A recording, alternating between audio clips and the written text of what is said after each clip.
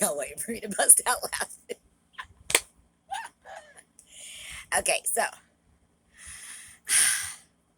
I did a little video on Facebook like a few minutes ago, and I didn't want Facebook people who came over here to YouTube to think they were watching the exact same video because they're not. So I thought that would be a neat little way for y'all to know this is different. Plus, I had my hair parted on the side in the other one, but that's, who's going to notice these things? Hi, my name's Rhonda, if you don't know me. I'm tired. Tired. I was in college all day. I came out, did a video, ate some food, back out here for y'all. Look at this. I was trying to be matchy-matchy. So I brought some artwork for y'all to see tonight before we get into, the rest of that story. So here we go.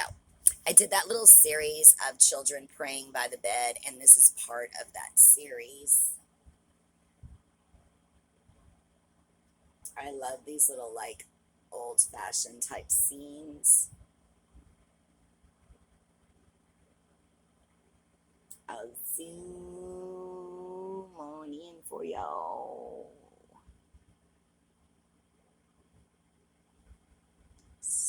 Cute. Cute, cute, cute. I'm going to put her back here as my little backdrop tonight with all her cuteness. Okay, and then I did another series. You know how it goes with this dang hair. Okay, I did another series of teddy bears. So these are the teddy bears I brought for you this evening.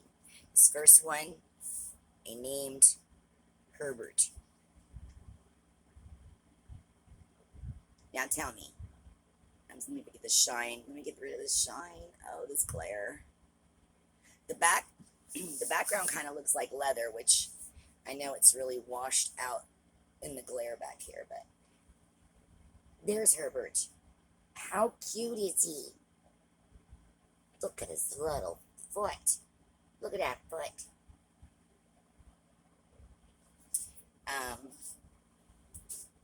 And the next one is a female bear. And she doesn't have a name yet. So if y'all have any suggestions, what should we name her?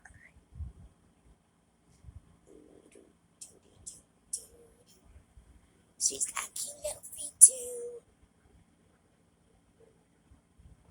She's got really innocent eyes.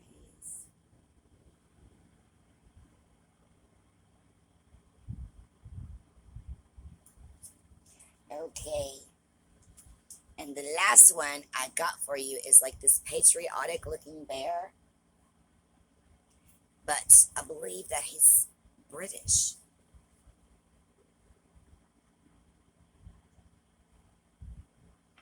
Is this hello? Hello. Hello. How are you? I don't have a name. Won't you name me? What do you say? Care for some bread pudding?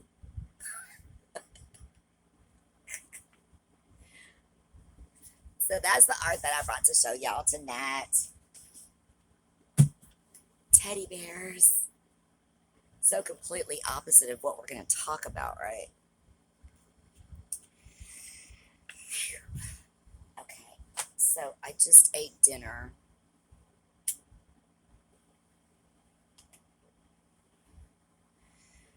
So I thought, let me see if I can bring y'all closer here. I wish my collar would stay popped, but it's just not. Okay. So, did I introduce myself yet? Hi. I think I did.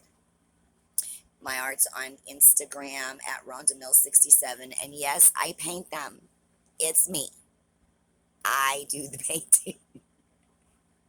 I sure wouldn't have a whole room full of somebody else's paintings, and I sign them all, so you can look on the bottom You'll see my signature somewhere.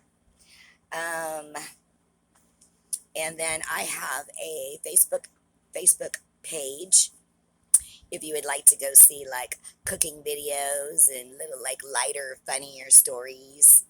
That's on The Secret Creations, plural. The Secret Creations. And I would appreciate it if y'all would like and follow. And then if you're here on my YouTube, if you would subscribe and hit the bell so you know when I come on. And one day I'm going to go on live and hopefully we'll get to chat. But I want to wait till there's some more people on there so when my notifications go out, we can have a chat or a painting session or something. Um, so we were in Pennsylvania and left Tony's parents, right? Which means I don't know where we were headed, but I remember that where we were staying at, it was very mountainous. I'm familiar with my part of Pennsylvania in the northeast corner. I don't know what the rest looks like terrain wise, but this was mountainous where we were. And we stayed in this, and you walk everywhere because you don't have a car. So we stayed at this hotel that was way up on the mountain. So it was a long walk to get back to the highway where like the truck stop was, where there was some sort of a store. Oh, and there was a restaurant too. Something like a Denny's or something, but not a Denny's, somewhere to eat breakfast. The hotel was nice and it was old, and the billboard for it looked really scary. Like it looked like like a Friday the 13th situation. But um, when we got there, it was really nice and clean, and I always appreciated nice, clean hotels since I stayed in them all the time. So I didn't go into a lot of the different things that happened because chronologically I was just trying to get you through the story without stopping at a bunch of details. My time was limited, so I just wanted to kind of outline it all and cover it for y'all, and then we can go back and hit some details, hit some jaws, hit some faces. That's what actually happened.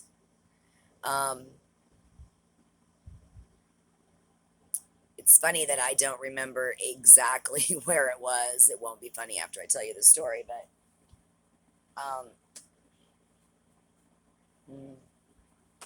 my cigarettes go out all the time. If I don't take a drag, they go out, which I like because then they don't just sit there and burn up. But it's not that I'm relighting 17 different cigarettes. It's the same one that just keeps going out.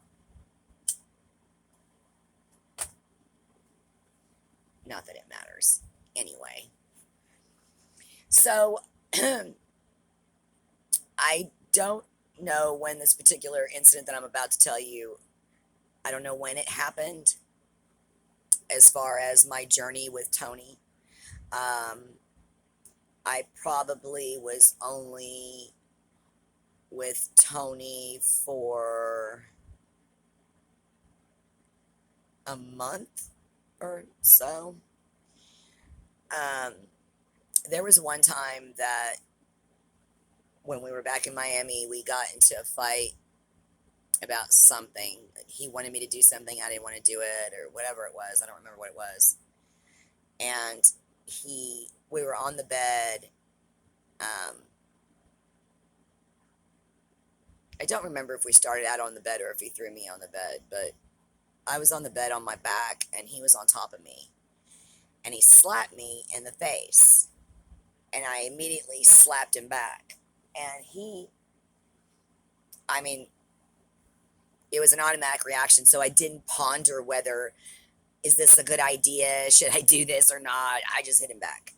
And he was all proud of me, like, you know, way to go. That was a good slap or whatever. And he didn't, like that was the end of whatever that was, right? Um, he, at another time, it was that same room. It was that same, it's a different inn than the inn that I told you about. There was another inn that I stayed to closer to La Pig Alley. That was actually right around the corner from La Pig Alley. Um, because I always wanted to be closer to where I worked because I always had to walk or whatever, right? So want to get as close as you can and then close to something to eat after work as well, which in Miami, those churros stands are open all night long. You can get 3 o'clock in the morning, 4 o'clock in the morning, like hot, fresh churros.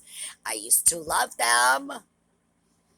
Um, but I couldn't afford to eat them. Now, are you kidding me? Everything that I eat now that is aside from chicken and salad goes right to my stomach. If I just eat chicken and salad constantly, I'm fine. But what happens is one day I run out of chicken, and then that day I have, like, a burger and fries or something. And then 2 days later I'm out of chicken again, or something's happened, or I don't really feel like having chicken that day or something, and then I'll have something else, and then the next thing you know, it's on the scale. 3 pounds, boom, instantly. As soon as I eat a carb, it immediately, and I'm not going to go the rest of my life without eating carbs. Sorry, not going to do it.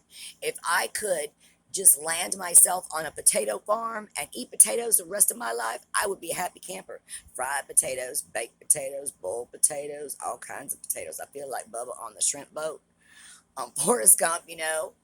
I mean, I could think of all kinds of things to do with potatoes, French fried potatoes, you know what I'm saying? Scallop potatoes. You could go on and on. Mashed potatoes. It don't matter how you make potatoes, they're good. And I can't eat carbs and lose weight. And so I have to go as long as I possibly can, and then I'll break down. And when I break down, I gain back. It's like, oh my God. Anyway,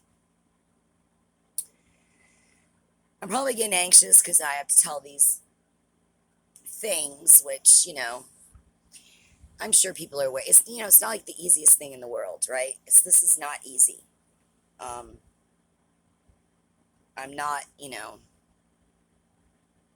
gonna sit here and cry and fall into a million pieces in front of y'all. So I try to tell them as quickly and painlessly as possible. Uh, in that same in, uh, I again don't remember what I did or what happened.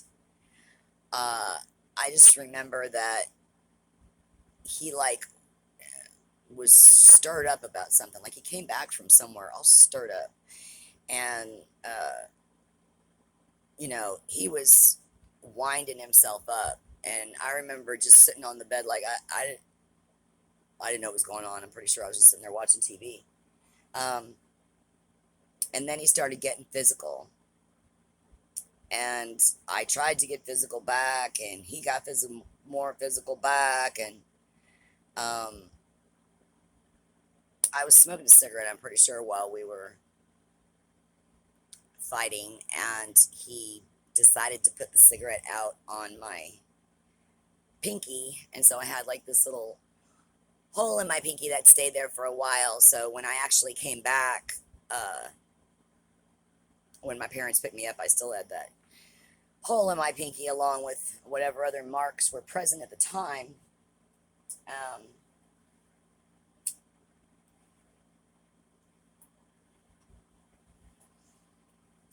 uh, I don't know which time it was. I know that it was in Pennsylvania. I know that it was cold. I know that it was dark. I don't know where we were going or what was happening. I know that I was walking behind him, and we were like either headed to some place to stay or something. I don't know. I didn't see the punch coming. I was not at all prepared. I had no idea. But Um, Clearly, he hit me on the right side of my jaw.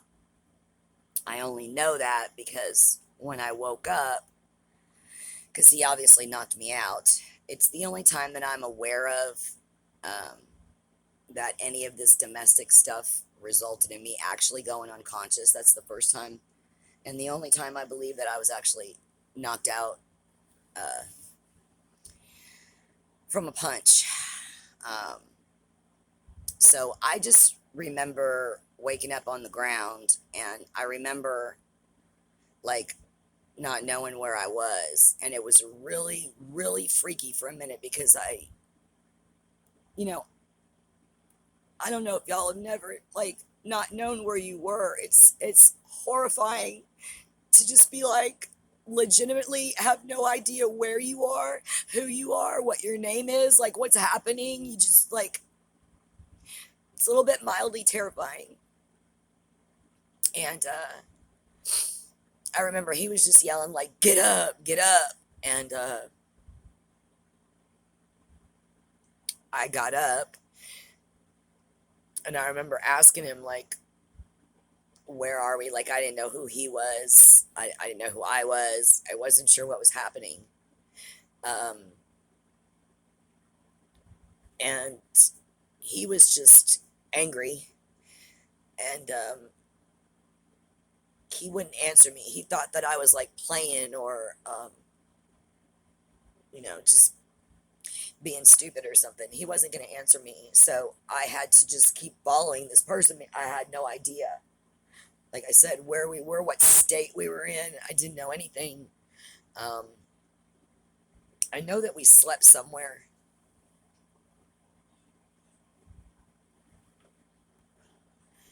because what I remember is the next morning I remember waking up and going to some, like some place to eat breakfast. And I remember that my face was all like black and yellow. And I remember that I tried to light a cigarette and I couldn't, because just even trying to open my jaw, that, what little bit to like place a cigarette in my mouth, like I wasn't able to. Obviously, I wasn't able to eat because I couldn't, it was really sore. And the thing that happened right before I left this person um, is he had sent me to a truck stop. But before he sent me to the truck stop, he decided to, uh, let's just say have his way with me. Okay. Um, Really aggressively. And, he was a large black man, so you can imagine. Um, anyway, when I went to the truck stop and I went to perform my services, the truck that I got into, the guy's name was Animal. And I've always wanted to find him uh, and thank him. But he went to go do what he was going to do, and I was hurt. So, I was moving around a lot because it hurt, and he noticed and he stopped, and he, was asking me what happened. And uh, I told him, and he's like, "Well, I'm not gonna do that." And he's like, "Why don't you get away from the SOB?" And I was like, "I can't. I'm trapped. I don't have a car. I don't have any money or anything." He's back at the room. He's got all my stuff.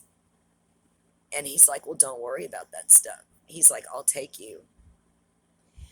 And he's like, where do you want to go? And I'm like, well, I want to get back to Texas. Because by this time, it was coming up on my birthday where I was going to turn 17. And I knew that I could get back to Texas and they couldn't lock me up anymore. So I told him I needed to get to Texas, and he was like, I'll drive you right to your front door. He's like, nobody should be going through this. He was really nice. And he said he had to, he was going to Oklahoma anyway. His stop was taking him to Oklahoma. And so I no longer worried about getting anywhere in Pennsylvania, and I just rode with him to Oklahoma. And, he fed me, and he never tried to do anything to me. He was really nice. And right at the very end, we were staying somewhere up at the edge of Texas, or somewhere where we were close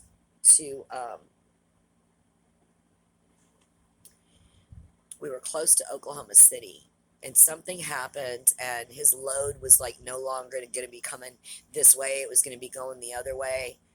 But he really wanted to get me back home, and didn't know what to do, but he didn't want to just, leave me there either. And so I called my parents from that motel room, which is the first time that I ever made contact with anybody, because once I left, I never contacted a friend, a relative, no one. I didn't want anybody to trace a call. I didn't want anybody to say anything. I was not going to get caught, So that was the first time that I actually made a phone call and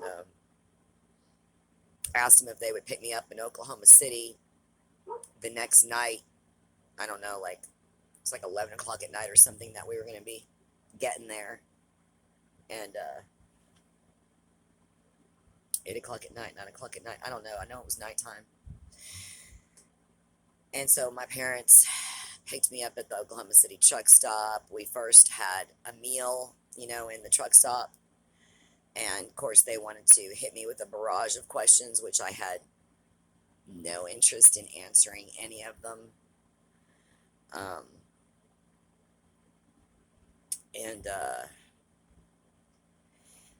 brought me back to their house, and it didn't take long. I moved in with a girlfriend and stayed with her. The video is going to cut out because this happens when I go too long. So thank y'all for listening to my stories. If you want to see my art, remember it's on Rhonda Mills 67, and on Facebook I have The Secret Creations. Thanks, y'all. I'll see y'all tomorrow. Bye, y'all.